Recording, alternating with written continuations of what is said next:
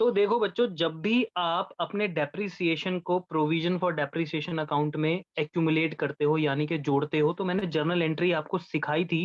वो journal entry क्या होती है? वो होती है depreciation account debit to provision for depreciation account.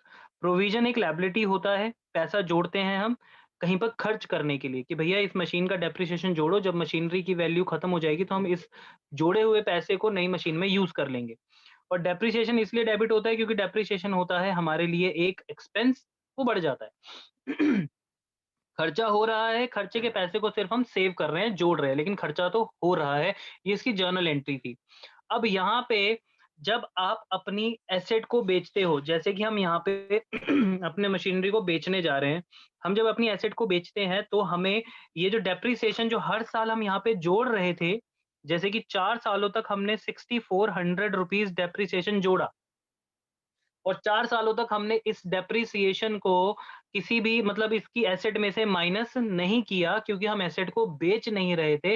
अब हम अपनी एसेट को बेच रहे हैं, तो सीधी-सी बात है भैया, हम अगर अपनी एसेट को बेचेंगे तो उसपे हमें क्या कैलकुलेट करना होगा? डेप्रिसिएशन, क्योंकि वो जो हमारी 16,000 वाली एसेट है वो ओरिजिनल कॉस्ट है। तो आज से 4 साल पहले खरीदी थी 16,000 की, तो 4 साल बाद कितने रुपए की होगी वो, हमें कैसे पता चलेगा? जब हम उसमें से 4 साल का डेप्रिसिएशन जो है वो माइनस करेंगे, वो तभी पता चलेगा। तो यहाँ पे अगर मैं जर्नल एंट्री के थ्रू आपको समझाऊँ, अब मैं अपनी एसेट को बेचने जा रहा हूँ और मुझे उस पे लगाना है डेप्रिसिएशन जो कि हर साल जुड़ रहा है, कितना? 4 सालों तक 6400 जुड़ चुका है। अब अगर मैं इस डेप्रिसिएशन को अपनी एसेट पे लगाता हूँ, तो डेप्रिसिएशन एक लॉस है जिसकी वजह से जो है एसेट्स की वैल्यू जो है क्या हो जाती है? कम हो जाती है। तो यहाँ पे मेरी जो एसेट है मशीनरी, उसकी वैल्यू हो जाएगी कम। तो मशीनरी अकाउंट हो जाएगा क्रेडिट कितने से? 6400 रुपीज़ से। एसेट की वैल्यू हो गई डाउन। किसकी वजह से हुई? इस डेप्रिसिएशन की वजह से। तो यहाँ पे मैं लिखूँगा provision for depreciation account debit 6400। अब यहाँ पे कुछ बच्चे क्या कहते हैं, वो ये सोचते हैं कि सर आपने तो कहा था कि आप डेप्रिसिएशन माइनस कर रहे हो, तो यहाँ पे डेप्रिसिएशन को डेबिट करो ना, आपने तो प्रोविजन फॉर डेप्रिसिएशन को माइनस कर दिया। देखो ऊपर क्या लिखा है? डेप्रिसिएशन।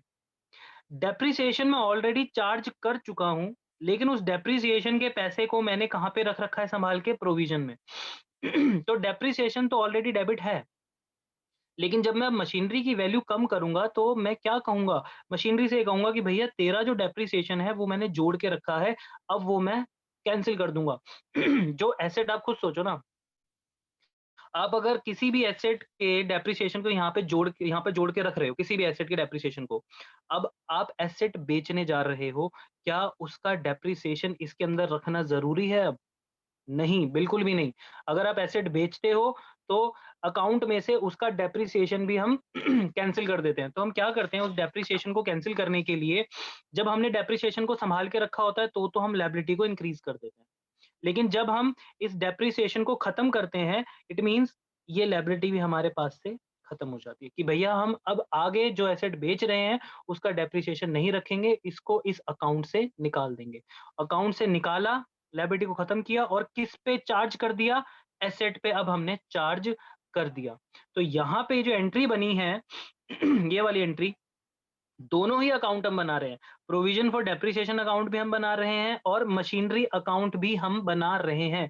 तो यहाँ पे प्रोविजन हो रहा है डेबिट, उसका रीज़न है मशीनरी, और मशीनरी अकाउंट जो है वो हो रहा है क्रेडिट, उसका रीज़न क्या है? Provision for depreciation. तो यहाँ देखना, मैंने यहाँ क्या लिखा है? मशीनरी अकाउंट हो रहा है क्रेडिट, जिस डेट पे बेची है वो डेट, और किस नाम से? By provision for depreciation account 6400। तो ये डेप्रिसिएशन हमने कौन से अकाउंट से निकाला है बच्चों? प्रोविजन फॉर डेप्रिसिएशन अकाउंट से ये हमने निकाला है। तो यहाँ पर प्रोविजन फॉर डेप्रिसिएशन अकाउंट हो रहा था डेबिट 2016 को, अप्रैल 1 को, क्योंकि हम इसी डेट पे बेच रहे हैं, और यहाँ पे किसकी वजह से डेबिट हुआ था वो? To machinery account 6400 rupees. देखो अब हमें क्या करना है, हमने जो एसेट बेची थी उसकी एक चीज तो हमें मिल गई, डेट इज डेप्रिसिएशन, लेकिन अभी भी हमारे पास दो चीजें और बाकी हैं, बैंक एंड प्रॉफिट और लॉस अकाउंट। तो आपको ये देखना है कि भैया जो एसेट बेच रहे हो कितने में बेच रहे हो, 8700 में आप बेच रहे हो, क्वेश्चन में गिवन है, और प्रॉफिट और लॉस में से क्या हुआ है, लॉस 900 रुपीज। तो ये तो बहुत बेसिक चीजें हैं जो आप पहले ही सीखते आ रहे हो। तो एसेट को आप बेचोगे एसेट अकाउंट में, तो यहाँ पे उसका डेप्रिसिएशन के साथ साथ बाय बैंक अकाउंट आपने कितने में बेचा वो भी आएगा। आपने बेचा है इसको 8700 में, फिर by profit and loss account, ये शॉर्ट फॉर्म आप यूज नहीं कर सकते, पूरा लिखना है वर्किंग नोट भी।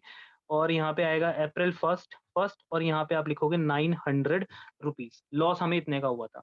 अब जो एसेट हमने बेचनी थी ना बच्चों, वो बिक गई, उसकी ये 3 चीजें इंपॉर्टेंट होती है, हमने तीनों लिख दी। अब चौथी चीज कुछ भी नहीं है, अब आप बिल्कुल टेंशन फ्री हो गए, जो मशीन बेचनी थी। लेकिन अब सवाल ये उठता है कि अगर आप ध्यान से यहाँ पे समझो, तो हमने 80,000 की हमारी एसेट्स है, ओरिजिनल कॉस्ट है ये सभी एसेट की।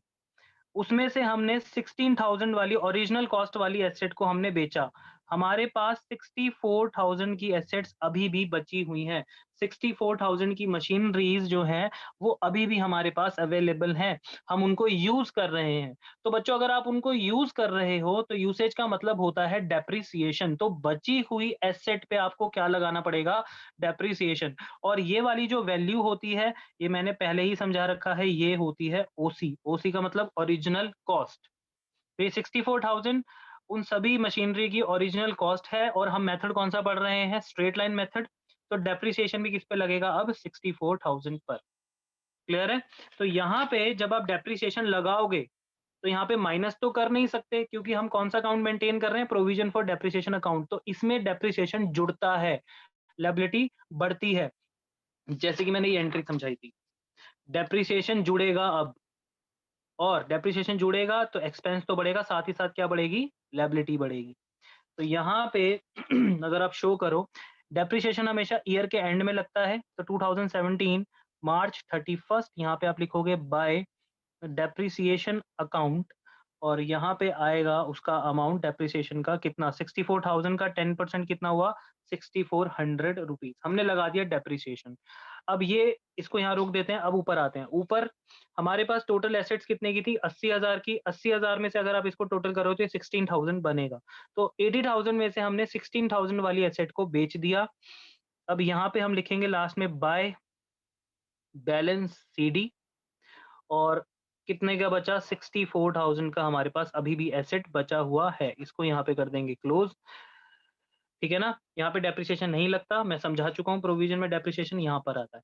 तो ये जो सीडी था, और डेट कौन सी आएगी? 2017 मार्च 31, इसको 2017 अप्रैल 1 में ओपन, तो टू बैलेंस बीडी 64,000 रुपीज। ये अकाउंट तो हो गया क्लोज। यहाँ पे 80,000 आ जाएगा। अब जरा इस वाले अकाउंट को क्लोज करते हैं, तो बहुत ध्यान से समझना, कोई इसमें रॉकेट साइंस नहीं है, बहुत सिंपली क्लोज हो जाएगा। ये अकाउंट इंक्रीज होता है क्रेडिट साइड में, क्योंकि लायबिलिटी है, और डेबिट साइड में डिक्रीज होता है। ठीक है ना?